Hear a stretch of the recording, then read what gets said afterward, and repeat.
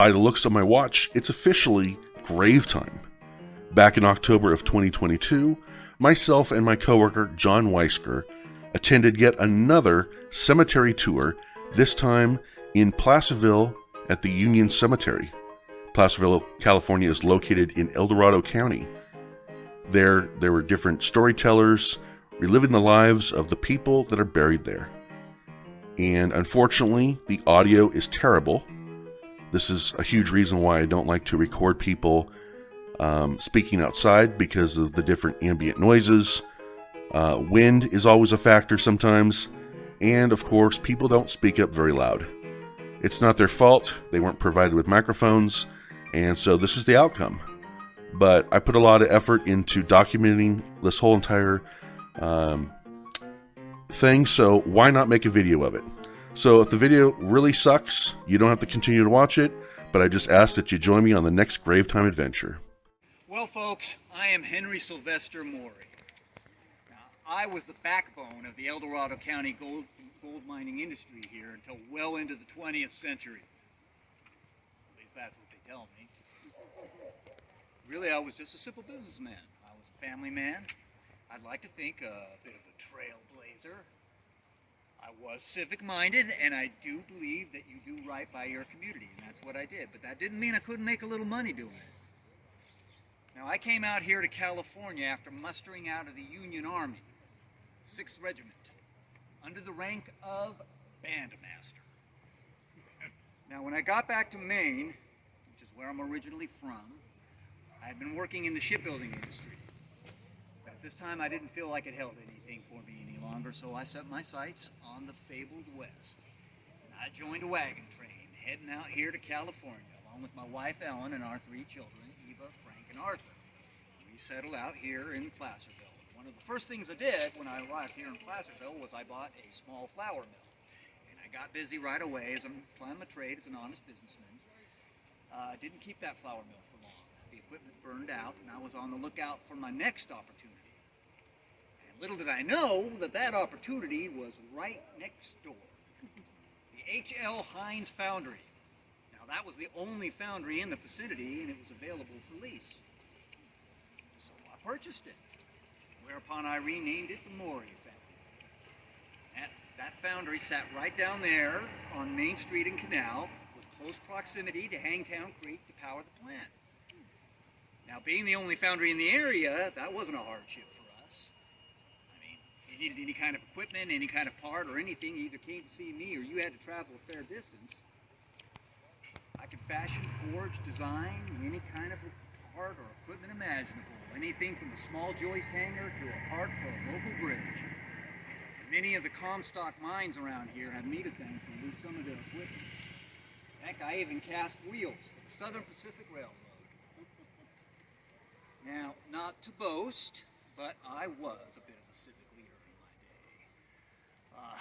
Well, let's see. I chaired the committee to link the Sacramento and Placerville Railroad from Shingle Springs to Placerville.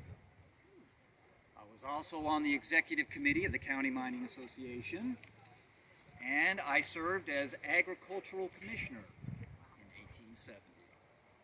Also in the Oddfellows and the Freemasons. Something about that foundry, though, very interesting. When I purchased it, there was a young man who worked at that foundry making wheelbarrows for the miners.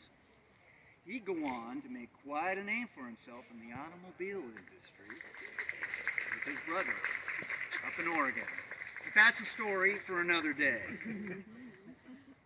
Oh, speaking of stories for another day, in 1873, the city of Placerville was broke. You see, what happened was the town had got itself into a number of binds, and, well, the sitting council at the time thought that there was only one course of action to take, and that was to resign en masse. Well, this left the town with any kind of governance, any kind of leadership. So myself and a couple of my good friends, A. Mearson and Judge Williams, got together. We pulled our funds, put in just enough money to keep the town and the basic expected services running for a while. We did quite well at the time, and we were able to do that. It was a good time. I also had my home, overlooking the foundry, so I could keep my eye on all the operations and what those men are doing. At that time, yes, thank you. Well, at that time, it was very easy because it was just a general slope right down there. We didn't have this fangled freeway coming through, mucking everything up, dust and traffic and everything up all the way. You could just go right down there. So if I had any issues or anything with my men, I'd just go right on down there. But I had my son Frank now working with me at the foundry, and he was my right-hand man looking over things. I also had my other son Arthur looking after my other endeavors before he and my beloved daughter Eva would head further west to Oakland, and they would raise families of their own out there. Oh, did I mention that I acquired a number of gold mines due to non-payment from foundry jobs? I remember one particular foundry got wind one evening that this gentleman was going to skip town on me in the middle of the night. So I got a couple of my men, gathered a few shotguns, and we decided that we were just going to throw a nice little surprise party for said debtor up there on Sacramento Hill. I won't go further into the story, but I'll just suffice it to say that we got our money. Well, we did what we had to do. That's what we did. Oh, another great passion of mine, though, was music. Well, I was the Union Army 6th Regimental Bandmaster, after all. And you know, some of these miners out here were rough fellers. They needed a little culture, a little music, a little enlightenment to sort of settle down. Otherwise, they get into a bunch of trouble. There again is another story. Well, my wife and I, Ellen, we did sing in the choir, the local Methodist Episcopal Church, and all of our children learned to sing and play. I played the trumpet myself. And in 1870, I founded the Placerville Philharmonic Society. And they'd even let me conduct the band once in a while. And we played everywhere around here. We played anything from weddings to picnics and parties to funerals. Any place they'd have us. That was a wonderful time. Music was very important to me, and I didn't want to let go of it. Now, in 1908, my Ellen passed away. This time I was getting on in my years, and I wasn't much obliged to keep involved in civic life. I had my son Frank now capably running the foundry day to day. So these were times I would spend traveling further west to visit with my son Arthur and my daughter Eva. And those were happy days too, filled with my grandchildren and picnics and plenty of laughter and of course music. And in 1921 I would pass away in their company. And my body was transported back here to Placerville, to this cemetery, and I was laid to rest in this family plot right next to my beloved Lee and my parents. Well, that's my story in short. I sure do thank you folks for coming by and listening to me just ramble on by myself. Hope you enjoyed it as much as I did. Have any of you heard of Henry Numbers Tracy? Now, I know you've seen signs today, and that's what I expected. However, in my time, I was known by everyone in Placerville, and I knew everyone who lived here. I was also known in New York, Chicago, China, and what was I known for? Shoes and boots, and my enterprise, my building, 325 Main Street, TRACY''S. It's still there now, in bas relief. However, even though I had a home, lovely home on Union Street, very prestigious, and I had two sons who married into families who were very well known in the community, and that in my day said something. I had a humble beginning. I came to Mud Springs in 1859 with nothing. Absolutely nothing. Have I piqued your interest? Oh, yes. Okay, shall I continue? Please do. Right.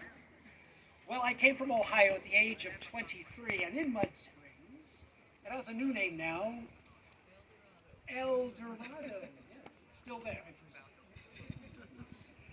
I stumbled into a man who needed an assistant, and came upon a trade that really used my natural talents. I became a shoemaker. Now, in that time, there was a term cobbler. A cobbler was a person who cobbled things together with very little skill, could repair shoes, but not raise them up from singular materials to adorn your feet. I was a shoemaker who, in that first year, cobbled many pairs. They were awful, but I learned from each pair I made, and within a year and a half, believe it or not, I had enough skill to go to Placerville to open up my own store. Now, Placerville was just recovering from a tragedy in 1856. Who can tell us what that was? Fire. How many? 3 fires in 1 year devastated the town. And Placerville was just picking itself up when I arrived. I met a man named J.W. Ditch, who was a saddle and harness maker.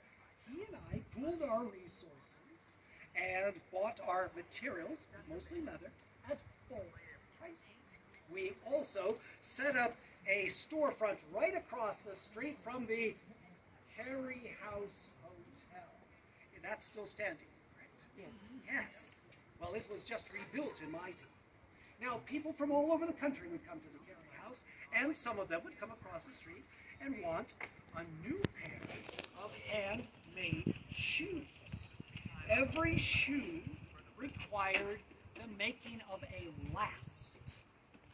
A last. You know what that is? Well, you've come to the right place. I'll tell you. A last was a hardwood block carved by me to match your foot as a replica. Long toes, wide, narrow, high arch, low, all incorporated into the last. Then we would make the shoe over and around that last so your Tracy shoe fit you like no other. On this last, I would write your name and address. I have lasts from just about every citizen in Placerville, as well as people from Chicago or New Orleans. These were all stockpiled, categorized, organized, so you could wire me and ask for a new pair of shoes, and I would be able to make it using your last, and it would fit exactly like the pair you purchased here in Placerville. Now, there was one particular last that lasted in my heart. A Scottish gentleman came in one day with his drone daughter, Mag, and she needed a new pair of shoes.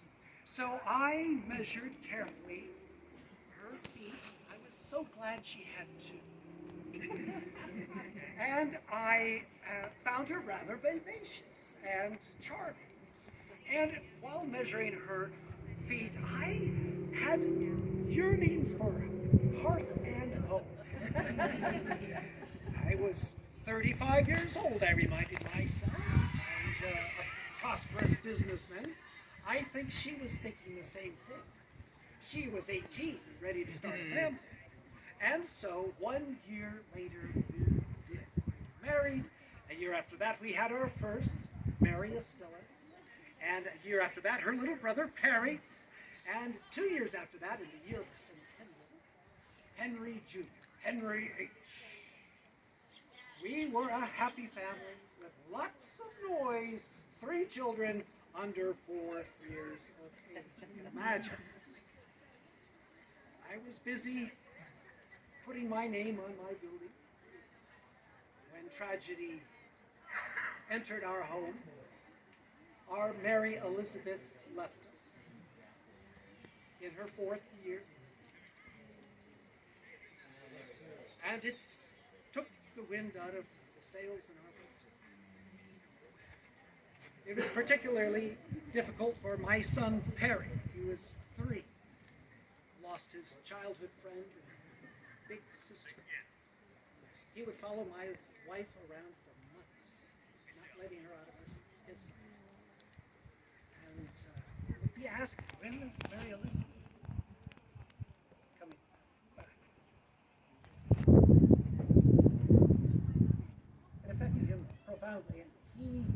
stayed close to home and family for the rest of his life. At 19, he joined me in our enterprise and brought in all sorts of innovations. In the years to come, we had plate glass windows, electricity, a telephone machine, and our phone number, 49. As in 1849ers, so easy to remember. Hello, yes, connect me to 49, Tracy's Shoe Store. Dependable shoes for men, women, and children. Now, Henry, much different. He was more outgoing, academic. He went to the San Jose Normal School to become a teacher. Hobnobbed after graduation with all the intellectual elite. However, he did have a family streak in him, because when Margaret wired him that my health was not 100%, he came home in a summer and stayed with Perry and myself to run the business. He insisted I go to San Francisco for medical treatment, but I was building that home on Union Street, and I wanted to finish it. I was in some pain, but I soldiered on, and in November I was able to finish the home, a proper home for a proper family. And then I went to San Francisco. I never returned. I left this world in a hired room at the Windsor Hotel. Perry and Margaret were with me. I'm so glad he was there to help Margaret return home. Well, there's my life. Do you have any interest in hearing of my legacy? Yes. Yes? I'll continue. The boys kept the store running for 48 more years. Henry stayed. They took good care of my Margaret. She lived in the Union Street house until she was 82 years old. Now, the boys were not shoemakers. They were shoe salesmen. Factory-made shoes. And they needed storage for all these boxes of shoes they had, so they disposed of all of my lasts. Oh, the history. How many of you would love to have had or seen your granddaddy's or grandmama's wooden replica with their, compare it to your own or your children's, with their name and address? No sense of history. But they were excellent businessmen, and they carried their business on through the Spanish influenza, the Great Depression, 2 world wars, Pearl Wars. Imagine. After the Second World War, my sons both passed away within 15 months of each other. They were in their 70s. Each of them had married. Perry married Stella Ralston from the Comstock Silver Mine family. And Henry, later in life, married Bertha Crawford. Ever hear of the Crawford ditch? Brought water to San Francisco? Very important. Yes, well, those 2 ladies had their own means and did not need a shoe shop. So they sold the business, building, store to a Morris family. They kept it running until 1957. 1957. Remember, I came to Mud Springs in 1859. My enterprise continued for almost 100 years. But what else was there? No grandchildren, no store. The house on Union Street is now known as Highway 50. Took out all the homes in the 1950s. Quite a fiasco, I understand. So that leaves as my legacy 6 letters. TRACY''S. And you can see them today. You go to an eatery Heyday Cafe. Leave the store, step out to the street, look back up, and above their side you'll see mine. And that's really all that's left. Now, a lady in one of the previous gatherings said to me afterwards, Mr. Tracy, I think your legacy is more than a name on a building. You provided for your wife until she was 82 years old. And your sons had opportunities for education, keep their own business running. I would say, Mr. Tracy, she said, you were a family man. Hadn't thought of it. Maybe that's why I was called back here, to meet her. And I would like your thoughts as well. Well, that is all I have to say about my legacy, my family. But I would like to hear about yours. Thank you for being with me today. What an honor.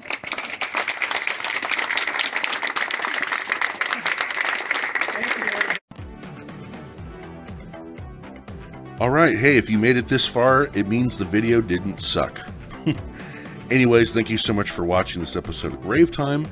I should add that the money raised from this event goes to restoring broken and vandalized tombstones at the cemetery. Unfortunately, the cemetery has fallen victim to vandalism over the years, and hopefully someday they'll have a good security system to keep the vandals out. Thank you for watching. Make sure you subscribe to my channel, hit that notification bell so you can be in the loop of the next Grave Time adventure. Until next time, God bless you all and have a wonderful day. Bye.